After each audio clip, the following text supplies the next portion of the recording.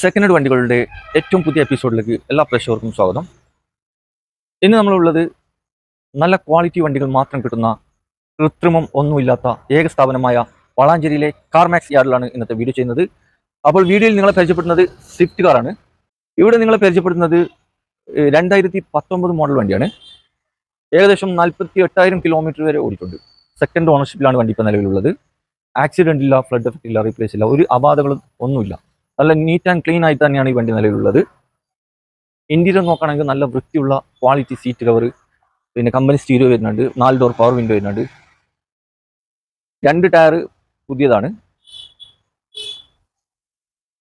അതുപോലെ തന്നെ എക്സ്റ്റീരിയർ ആണെങ്കിലും സ്ക്രാച്ച് കാര്യങ്ങളൊന്നും തന്നെ ഇല്ല കേട്ടോ.